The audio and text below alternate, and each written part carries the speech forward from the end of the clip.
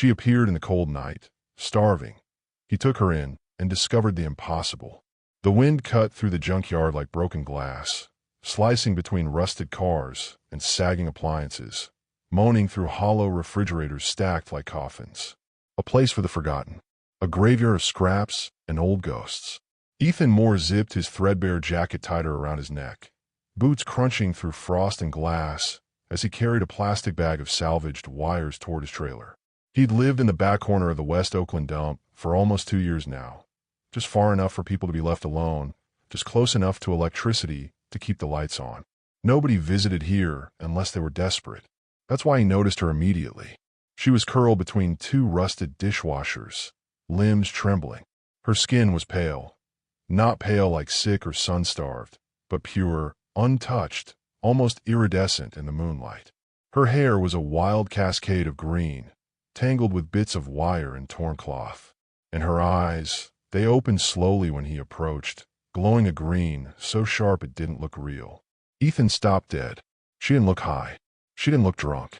She looked wrong and terrified. "You okay?" he asked cautiously. She flinched like the words had struck her. Her lips moved, but no sound came. Her breathing was shallow. She looked like she hadn't eaten in days. Ethan scanned her for wounds. Bruises, yes, and scratches along her arms, but no blood. He crouched slowly, keeping his movements careful. "I'm not going to hurt you. You need help." She tried to push herself back, but her arms gave out, and she collapsed into the garbage. That was when he saw it. Her clothes weren't clothes. Not really. It looked like shredded material fused with metal. Something futuristic, alien almost, burned and falling apart. He hesitated. Maybe she escaped from some lab. Maybe she was crazy. Maybe he should walk away. But he didn't. "All right," he muttered to himself. "One crazy night is." He took off his jacket and draped it over her. She didn't resist. She didn't move. Her skin was cold, freezing cold like ice. He couldn't carry her in the wires, so he dropped the bag and lifted her instead. She weighed almost nothing. The inside of his trailer wasn't much. A small bed, a heater that barely worked, and the smell of oil and old metal. But it was warm. Ethan laid her gently on the mattress and turned on the heater full blast. He dug into a cabinet and pulled out an old can of soup. Chicken and rice. He hadn't planned on sharing. The woman, girl, creature, didn't open her eyes until the smell filled the trailer. Her voice came out broken, barely audible. "What is that?" Ethan stared. She spoke English, with a strange lilt, like someone mimicking sound they barely understood. "Soup," he said slowly. "Food. Are you hungry?" She blinked. Her lips trembled. "Yes." He handed her the spoon. Her hands were shaking so badly she spilled some, but she didn't stop. She devoured the can like she hadn't eaten in weeks. Ethan watched, unsure what the hell he just brought into his home. When she finished, she looked up at him, those vivid green eyes piercing through the dim trailer light. "I don't know where I am," she whispered. "You're in Oakland," he said. "California. Earth, if that's what you're really asking." Her face twisted. Relief, confusion, maybe pain. "This is Earth." That made something drop cold into Ethan's stomach. He laughed nervously. "Wait, are you saying you're not from here?" She hesitated. Then no. Silence filled the trailer like a scream. Ethan sat down slowly, running a hand over his jaw. "Okay, let's pretend I believe that for a second. Who are you? What the hell happened to you?" She looked at her hands. The skin still shimmered subtly. "I don't know. I crashed. I ran. They were chasing me. I don't remember more." "Who was chasing you?" "I don't know that either." She swallowed hard. "But if they find me, they'll kill me." Her words hit like a punch. Ethan looked at the door. At the junk outside. At the night. This wasn't just a girl in trouble. This was something else. He exhaled slowly. "You got a name?" She closed her eyes. "Ava. That's what they called me." "Ava," he repeated. "Okay. Well, Ava, you're safe here. For now." She met his eyes. For the first time, she looked less like a ghost and more like something alive. "Why are you helping me?" He didn't answer right away. He didn't know how to. Maybe because she looked so lost. Maybe because no one had helped him when he hit bottom. Maybe because something in her felt real, human, even if she wasn't. He shrugged. "You looked cold." The sun broke through a fog sky the next morning, painting the junkyard in pale yellow light. Ethan stood outside the trailer, hands in his pockets, staring across the frozen wasteland of rust and steel. He didn't know what to think. Inside, she was still asleep. Ava. Alien. He tried to convince himself overnight that she was just another runaway. Mentally unstable maybe, drugged, a victim of some bizarre tech cult out west. But the more he turned it over in his head, the more that theory crumbled. No human eyes glowed like that. No human body stayed cold like that. No human spoke English like it was a foreign code running through an unstable machine. He turned back toward the trailer. Inside, Ava was awake. She was sitting on the edge of the bed, running her fingers across the seams of the blanket like it was a relic. Her hair, a bright, living green, caught the light and shimmered faintly. She didn't look sick anymore. She looked like she was charging back to life. "You slept?" Ethan asked. She looked up. "I think so." It was peaceful. He handed her a water bottle. She stared at it for a second before unscrewing the cap. No hesitation now. She was learning fast. "I need to know what you really are," Ethan said. "Because last night I thought maybe I imagined it all. But now you're here, glowing like a chemical spill and talking like you just landed." Ava took a sip. "I told you. I'm not from here." "You mean Earth?" She nodded. He sat down on a broken chair across from her. "What do you want from me?" "I don't know yet," she said. "I didn't expect to survive, let alone meet someone who wouldn't turn me in. I'm not exactly the trusting type."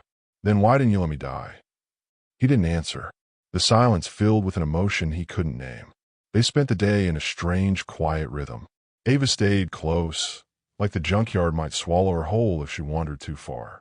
Ethan worked on his usual repairs, old circuit boards, scavenged tools, while sneaking glances at her, trying to make sense of the impossible. But she wasn't trying to hide what she was.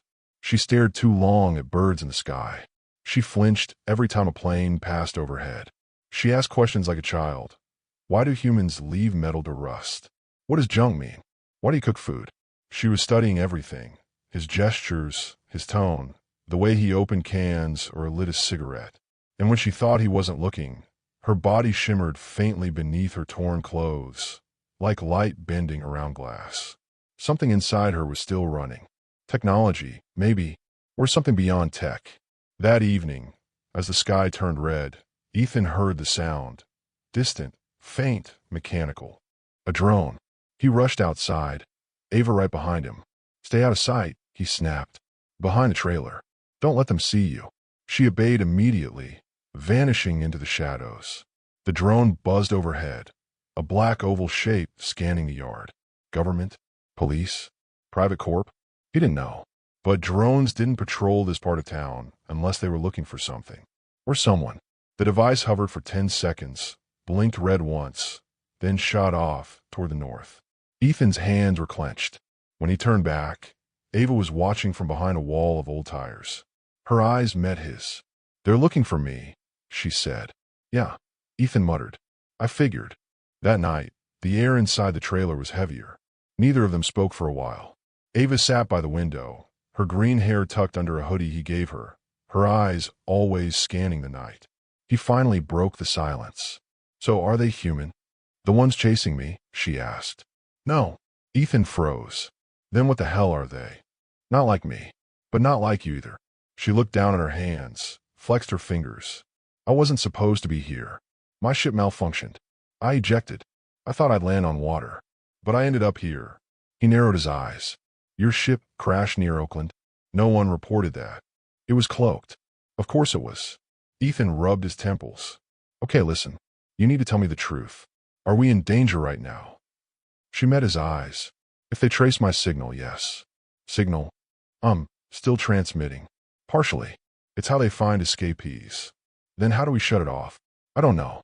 I was never meant to survive a crash." That single sentence hung in the air like a blade. She wasn't supposed to survive. Now she had. And she was being hunted. And he was involved. Ethan paced. "I could leave. Let you go. Wash my hands of this."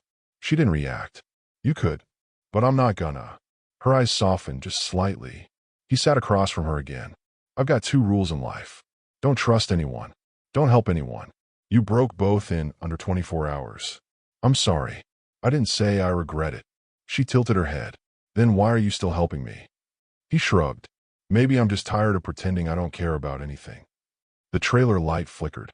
Outside in the dark, something moved, too fast, too quiet. Neither of them saw it yet. But the hunt had already begun. Whatever was hunting her just stepped into his world. That night, Ethan didn't sleep. The trailer was quiet, except for the low hum of the heater and the occasional rattle of wind outside. Ava sat in the corner, knees drawn to her chest, staring at the floor like she could see through it. Ethan cleaned a wrench with an old rag, not really doing anything useful. His hands just needed something to do, anything to keep from thinking too much. Something's coming, Ava whispered. He looked up. You mean the drone? She shook her head. Something closer. Before he could ask what she meant, there was a metallic creak outside. Footsteps. Ethan froze. Not raccoons. Not kids. Heavy. Deliberate. Slow. Ava stood, her body tense. Her skin shimmered. Not with fear, but readiness. Her eyes flared neon green for a brief second. Stay here, Ethan whispered, grabbing a crowbar from beneath the table. He crept to the window and peeked through the slit. What he saw made his blood go cold. There was a figure, tall, thin, wrapped in some kind of black reflective armor that didn't reflect right. The light around it bent strangely, like gravity was being warped in its presence. It moved slowly, sniffing the air, scanning. No face, no visible eyes, just a smooth obsidian surface where a head should be. What the hell is that? Ethan whispered. Ava came to his side. She looked once and immediately backed away. It's a reclaimer. Is that as bad as it sounds? It's worse. The reclaimer stepped over a washing machine like it weighed nothing. It tilted its head, then reached down and touched a rusted fridge, and it melted, disintegrated to dust on contact. Ethan's throat tightened. That thing's not human. It's a hunter drone, Ava said. Semi-organic, built to retrieve or erase escaped entities like me. So, either it drags you back, or it kills you. She nodded. Or both. Outside, the reclaimer stopped. It turned. Toward them. Ethan grabbed Ava by the arm. We run. There's nowhere to. Now. They burst out the back door, just as the reclaimer's arm extended and punched straight through the trailer wall like it was paper. Sparks and metal exploded behind them as they scrambled down a slope of broken concrete and refrigerator doors. Ava stumbled. Ethan pulled her up. The reclaimer didn't run. It floated. Silent. Effortless. Cruel. Ethan ducked behind a heap of scrap cars, pulling Ava close. How do we stop it? We can't. Wrong answer. Ava closed her eyes. Her skin pulsed with faint energy. If I can overload the signal, maybe I can short its pathfinding. But I'll need time. Ethan nodded. Then I buy you some. No. You'll die. I already died a long time ago, he snapped. Just hurry. He grabbed a broken pipe, sprinted out from cover, and shouted, Hey, you overgrown toaster. The reclaimer turned. Ethan threw the pipe. It bounced harmlessly off the thing's shoulder, but it got its attention. The drone surged toward him. He ran. His lungs burned. His legs screamed. But he ran. Through piles of trash, under fallen billboards, into the dark corners of the junkyard only rats knew. Behind him, the reclaimer moved like it was gliding through water. Ethan dove into a half-crushed van, heart hammering. Then the world flashed white. The side of the van imploded. The reclaimer had found him. Ethan rolled, grabbed a flare from the ground, lit it, a flash of red light, and jammed it into the creature's arm. It didn't scream, but it stopped, just for a second. That was enough. From a distance, Ava raised her hands. Her body lit up, green veins of energy surging through her arms like glowing circuitry. She screamed, not in fear, but in raw force, and a shockwave of green light burst from her chest, ripping through the air. The reclaimer twitched. It spun toward her. Then it began to glitch, stuttering in space, its limbs twitching in jerks like a broken animation. And then, it collapsed. Hard. A hiss. A twitch. Silence. Ethan limped over, breathing like a dying engine. Ava stood in the wreckage of her energy pulse, her body steaming with residual power. She was shaking. He touched her shoulder. What the hell did you just do? I used my core signature. Overloaded the trace beacon. And that worked. For now, she said, her voice faint. But they'll know I resisted. Others will come. He looked at the downed reclaimer. You sure it's dead? She shook her head. No, but I am. Then she collapsed. He caught her before she hit the ground. Her skin was burning hot now, the opposite of the night before. He carried her back to what was left of the trailer, a smoking wreck with sparks dancing across the walls. He laid her down carefully. Her breathing was shallow. I didn't know it would take that much, she murmured. My systems aren't stable. Ethan grabbed a damp rag, wiped sweat from her brow. You're not dying on me. Not after that. A small smile played at her lips. You care. Yeah. Maybe I'm broken too. Her eyes flickered open. You're the first living thing on this planet who didn't want to use me, sell me, or dissect me. That means something. He sat beside her, eyes scanning the stars through the hole in the roof. You saved me too. Ethan didn't sleep again. He sat beside Ava, watching the rise and fall of her chest, shallow and uneven. The pulse of energy she'd unleashed had fried more than the reclaimer. It had burned something inside her. Her skin, once pale and radiant, now flickered with unstable light beneath the surface, like something inside was short-circuiting. Outside, the junkyard was dead quiet, the kind of quiet that comes after a storm, when even the rats and machines know something's wrong. Ethan checked the power line that fed his trailer, still active, miraculously. A loose wire sparked above the stove, and the walls groaned under the weight of broken metal. Half the roof was gone, but it was still shelter. Ava stirred. He rushed to her side. Hey, you okay? Her eyes opened slowly. The glow was dimmer now. How long? About 4 hours. I can't stay here. You need rest. She shook her head weakly. They'll send another. Stronger. Faster. They always escalate. Ethan clenched his fists. Then we run. We hide. We figured out. She smiled faintly. There's nowhere to run, Ethan. They don't stop. Then I won't stop either. Her eyes searched his, like she was trying to memorize the human face that had shown her kindness. You don't understand. My core, it's breaking down. I wasn't built for this environment. Earth's radiation, gravity, microbial pressure, it's tearing me apart. He sat down hard. Then what do we do? She hesitated. There's a location. A site. My ship's emergency pod landed somewhere outside the city. If we find it, I might be able to stabilize my system. Might. He didn't like the odds, but he liked watching her fade even less. They packed what little they had. Canned food, batteries, a map, and Ethan's old rifle. Mostly useless, but it made him feel like he had control. The junkyard stretched behind them like a burned memory as they left, cutting through alleys and broken lots, sticking to the shadows. Ava moved slowly, weakened, her hand often clutching her side where thin green lines flickered across her skin like cracked circuits. Where exactly are we going? Ethan asked, watching the skyline. East, toward the old satellite array.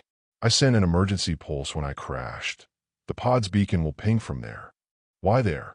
It was programmed to seek high-altitude fallback zones. Less chance of civilian contact. They reached an abandoned freeway overpass by midday. Concrete vines and weeds covered the metal skeleton, and graffiti ghosts stared back from every wall. Ethan led her up the ramp carefully. Halfway across, Ava collapsed. Damn it, Ava. He caught her before she hit the ground. Her skin was burning again, and this time, she didn't respond. A flashing green light blinked weakly beneath the skin of her wrist. Her voice was barely audible.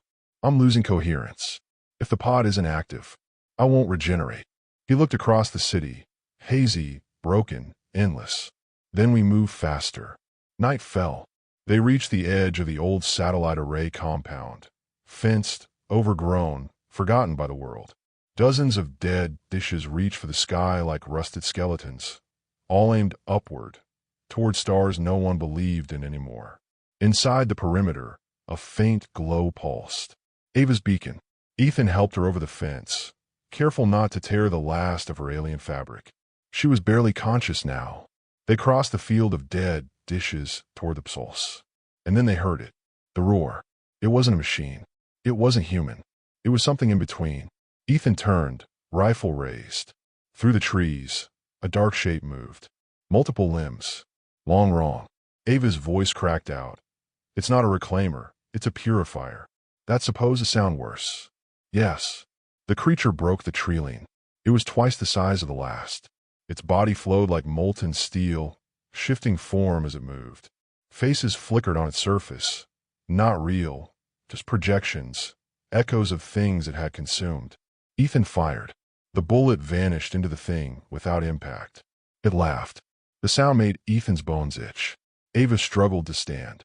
It feeds on power. My power. We have to reach the pod. It's shielded. Then move. They ran. The creature chased them through the satellite field, tearing up steel and concrete behind it. One dish collapsed in a burst of sparks as the thing barreled through. Ava collapsed near the beacon. Ethan turned and faced the monster. No more running. You want her? You'll have to go through me. The creature paused, then lunged. Ethan didn't blink. He raised a rifle, not to shoot, but to buy a second. That second was all he got. Then, the pod behind Ava activated. A pulse field erupted, smashing into the creature mid-lunge. The purifier screamed, a digital, broken scream, as its form splintered, shredded by the field. It didn't die cleanly. It disintegrated like digital ash, pixel by pixel, until only silence remained. Ethan fell to his knees, gasping. The pod glowed behind him, open. Ava was inside, cradled by light. He stepped toward her. Her voice echoed from the chamber. It's stabilizing me. I'll be okay for now. Ethan placed his hand on the pod's edge. You scared the hell out of me. I scare myself, she said. They sat in silence for a moment. Then Ava whispered, Ethan, thank you. He looked at her, at the strange, not quite human face that somehow meant more to him than anything had in years. You don't have to thank me. She smiled, and then, looking into his eyes, if you've ever rooted for an impossible love, you're not alone. There are more stories like mine out there. Don't stop searching for them. They survived the impossible. But now, they had to live with what it cost.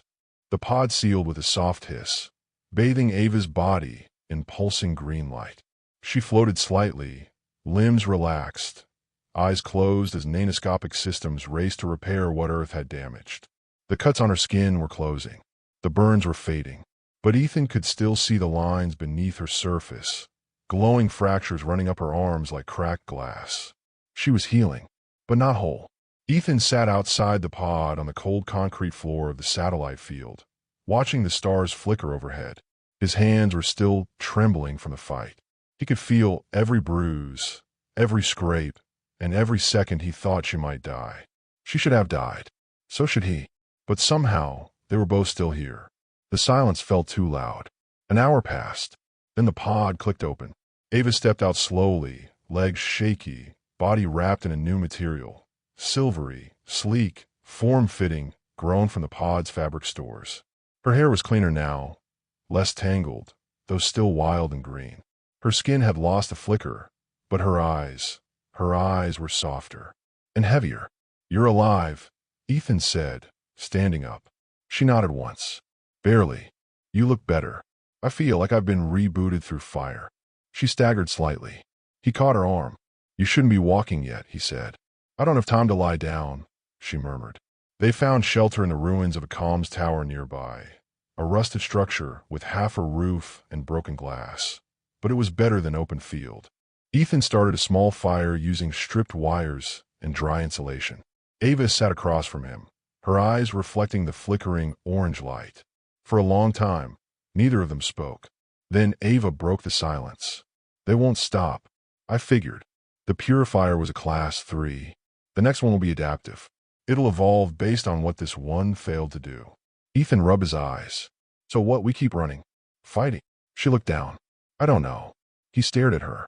Then, softly, why were they after you in the first place? Ava didn't answer right away. Finally, she said, because I questioned orders. Ethan frowned. You were a soldier. Not exactly. I was part of the scout unit. Reconnaissance and contact. We were supposed to observe. No engagement. But I did. With humans. With one. A girl. A scientist. Ethan blinked. You've been here before. She nodded. A year ago. I made contact. She helped me understand your species, your art, your pain, your madness. I sent back a report that said you weren't a threat, and they didn't like that answer. They erased her. Burn the lab. Label me compromised. I ran. Ethan stared into the fire. They killed to preserve control. Yes. He looked at her. And now what are you? She met his gaze. A fugitive. A weapon they lost control of. A gust of wind rattled the tower. Ava stood, walking slowly toward the edge where the wall had collapsed. She stared at the stars. Your world is louder than mine. Heavier. But it feels more real. He joined her. It's not always beautiful. Most days it's just hard. I know, she said softly. But in your world, things mean something. Loss. Sacrifice. Love. That last word hung in the air. Ethan turned toward her. Is that what you think this is? I don't know, she said. But when I was dying, it wasn't my mission I thought about. It wasn't my species. It was you. His breath caught. And for the first time, he let it show. The thing he'd been holding back since she collapsed in his arms. I can't lose you, he said. Ava stepped closer. You don't even know what I am. I don't need to. He reached for her hand. It was warm this time. Alive. But the peace was temporary. A beep echoed from Ava's wrist. Not from her system, but from the beacon. She looked down, face pale. They've traced the signal. Ethan's jaw tightened. Here. No, not yet. But they're getting close. We have hours at most.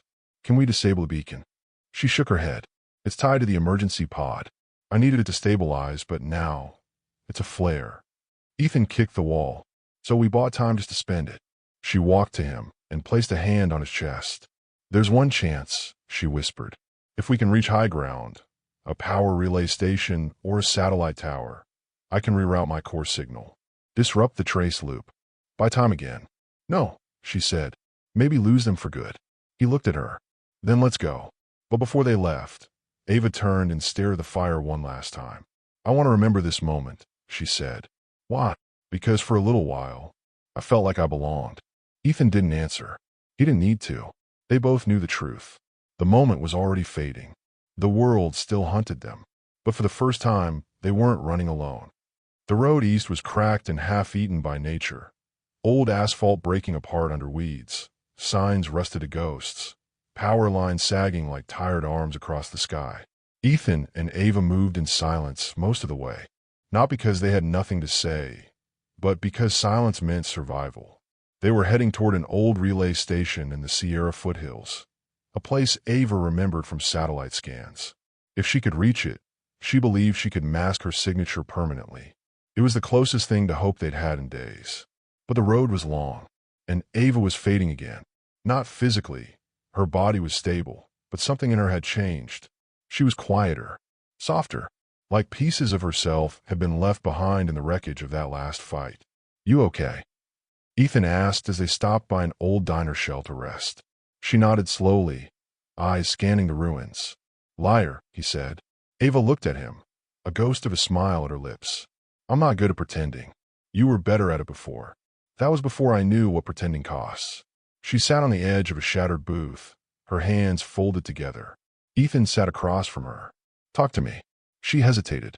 Then, finally, I'm afraid. Of them. Of myself. That caught him off guard. What? My species doesn't feel the way yours does. Not like this. Emotion was filtered. Data. Noise. We learned to suppress it. Ethan leaned forward. But now you can't. No, she whispered. I don't want to. Later that night, they found an old ranger cabin and took shelter. No power, no walls left standing, just enough of a roof to keep the stars out. Ethan set a fire with the last of their kindling. Ava curled up near the warmth, silent. You ever feel like the world's just waiting for you to disappear? He asked. She looked up at him. I used to feel like I didn't exist at all.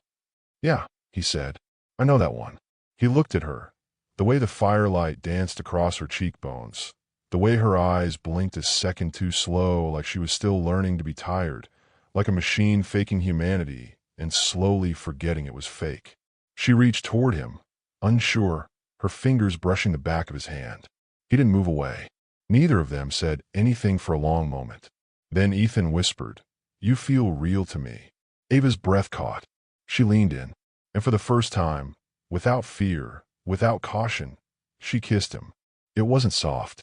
It wasn't delicate. It was raw, unsure, full of questions neither of them knew how to ask with words. Her lips were cool, but alive. Her hands trembled as they touched his jaw, and when she pulled back, there was something new in her eyes. Color, warmth, hunger for something more than survival. "I don't know what this is," she said, "but I want it to be real." He touched her face. "It already is." They curled together by the fire, her head resting against his chest, his heartbeat steady beneath her ear. For a moment, the war outside disappeared. The next morning, Ava stood barefoot in the dirt, watching the sunrise. Ethan joined her, a blanket over his shoulders. "Could have slept longer. I didn't want to miss this," she said, gesturing to the horizon. He looked out, gold and crimson spilling over the mountains, clouds painted in fire. It looked like the end of the world, or maybe the beginning of one. "You don't have these where you're from?" he asked. "No. We lost our sun long ago. Artificial cycles. Simulated dawns. But nothing like this. You ever think about staying?" Ava didn't answer right away. "If I stay, they'll keep coming. If I run, they'll follow. If I fight, I might lose what's left of me. And if we fight together..." She looked at him. "I've seen what you're willing to do," he said, "and I know what I'll do for you." Her voice trembled. "You're not afraid?" "I'm terrified," he admitted, "but I'm done running from fear." Later that day, they crossed the last ridge before the relay station. It was a forgotten structure, half collapsed, satellite dishes pointed to nowhere, birds nesting inside the old control room. But the core systems still flickered faintly. Ava sat at the old console, fingers moving fast, her eyes glowing faint green as she interfaced. Ethan stood behind her, watching her shoulders tense. "What happens if this doesn't work?" he asked. She didn't look up. "Then they find us. And next time, we don't get away. Then we make this count." Ava smiled faintly. "Stay close. If the signal surges, I may lose control again. I'll be right here." She closed her eyes. Energy pulsed around her body like a storm waiting to break loose. The relay hummed. A new trace pattern emerged on the screen. Red lines sweeping across satellite paths, rerouting signals, creating false echoes. Ava's voice was strained. "I'm doing it. I'm breaking the loop." Disappearing from a net. Then her hands clenched. Pain shot through her spine. Her body arched backward. Ethan grabbed her. "Ava!" She screamed. A wave of green light burst from her chest, slamming into the walls, shaking the station. And then, silence. The console shut down. Ava collapsed. But when Ethan held her, she was smiling. "I did it," she whispered. "And then, I'm free." She was finally free. But freedom came at a price. The silence after the pulse was haunting. The relay station was scorched, walls cracked, panels fried. Ava lay unconscious in Ethan's arms, her skin dim but intact, her breathing shallow. The glow in her veins had quieted. Her signal was gone. The trace pattern had vanished. They did it. But the sky was wrong. Ethan noticed first. A low vibration ran through the air, too deep to hear, but strong enough to feel in the bones. The clouds above the ridge churned unnaturally. Not weather, but a distortion. A bend in the atmosphere. He stood up slowly, eyes fixed upward. Ava stirred. "What's wrong?" He pointed. "Something's coming." Ava's face fell. "No, that can't be." A beam of light shot down from the clouds, blinding, slamming into the earth with a thunderclap that shook the mountain. Trees bent. The air rippled. And then it landed. A vessel. Massive. Black as oil. Shifting in shape as it settled. It wasn't like the others. This wasn't a drone. This was a carrier. Ava's voice trembled. "They sent a commander. You said they couldn't trace you." "They didn't trace me," she whispered. "They traced you." Ethan blinked. "What?" "They're not after my signal anymore. They learned. They're after the anomaly, the human who interfered." He backed away, the weight of the realization crushing his chest. "They're coming for me." She nodded slowly. "Because I care about you. Because I chose you. That makes you dangerous." The vessel opened. A figure descended, not floating like the others, but walking. Tall, metallic, humanoid in outline, but entirely alien in presence. Its face was a shifting array of geometric panels. Its voice vibrated through the air, deep and emotionless. "Designation AVA-7. You are in violation of Directive 3.4. You will comply or be neutralized." Ava stepped in front of Ethan. "He's not part of this." Incorrect. Emotional entanglement exceeds acceptable thresholds. Human target is now classified as Class 1 interference. Ava's fists clenched. Then we'll fight. You misunderstand. There is no fight. There is only correction. The commander raised its hand. Ethan felt the air thicken. Pressure build around his skull. Not physical pain, but mental, like his thoughts were being scraped apart. He dropped his knees, gasping. Ava screamed. Her body surged with light. Not green this time, but blinding white. Energy exploded from her chest as she launched herself at the commander, slamming into it with enough force to knock it back. They collided midair, light versus darkness, her form fracturing as she pushed beyond her limits. Ethan could barely see. The sky flashed. Time broke. Or maybe it only felt that way. He stumbled forward, his vision swimming. The two figures battled above the ground. Ava burning like a star, the commander absorbing her blows, countering with waves of black matter. The mountain shook. Rocks crumbled. The relay station collapsed behind him.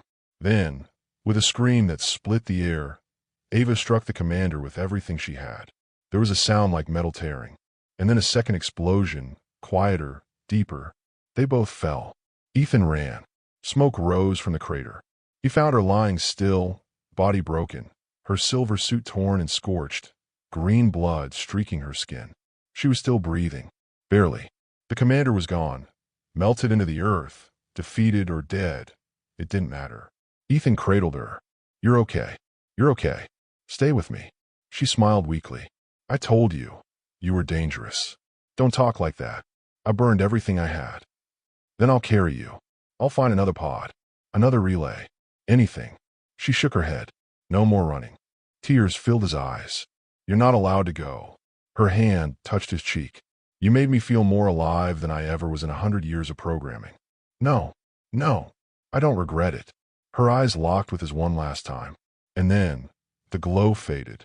Her hand slipped from his face. Still, the sky cleared. The wind was soft again. Ethan sat in the crater, holding her body, everything around him quiet except for the whisper of burned leaves in the breeze. He didn't scream. He didn't cry. He just sat there, because no sound could carry the weight of what he had lost. If you've ever watched someone fight for love until there was nothing left, subscribe.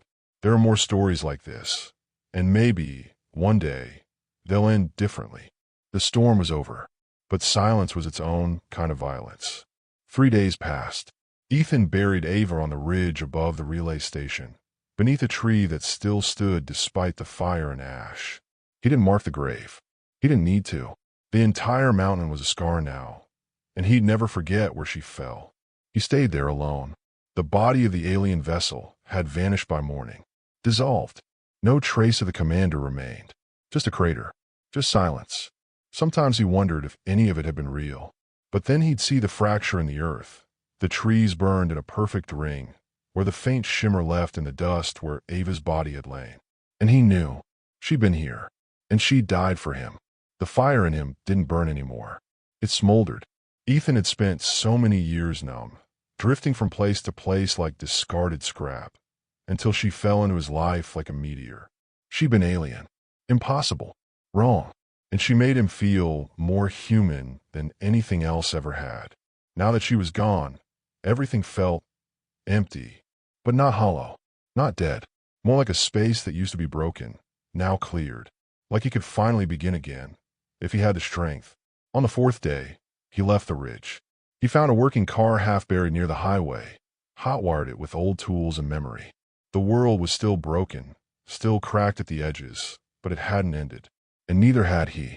He drove until the mountain disappeared behind him. No destination, just forward. One morning, weeks later, he reached a small desert town, the kind that didn't ask questions. He traded parts for fuel, repaired antennas, slept under old solar panels, and watched the stars like they might blink back. And sometimes they did. Once, just before dawn, he saw a flicker of green light across the sky. It didn't move like a plane. It danced, playful, then gone. He didn't tell anyone. He just smiled. Ethan started writing. Not to publish, not to explain, just to remember. He wrote about a girl with green hair and glowing eyes, who didn't understand music or hunger or how to lie. A girl who came from the stars but chose to fight for someone who lived in a trailer at the edge of a junkyard. He wrote what mattered, that she chose him, that she felt, that in the end, she was more human than most humans he'd ever met. One night, he left his notebook on a bench outside a community radio station. A week later, he heard a reading of it on air, anonymous, raw, and real. People cried. People called in. People believed. He never told them it was real. He didn't have to. The story lived on its own now, like she had always wanted. A ripple in the human collective. A warning. And maybe a hope. He didn't save the world. He saved one life. And that changed everything. Ethan sat on the roof of an old repair shop, legs dangling over the side, notebook open on his lap. The desert wind moved gently around him, carrying dust and distant radio static. Below, the town buzzed with quiet life. A scrapyard crew welding, kids kicking an old ball down the street.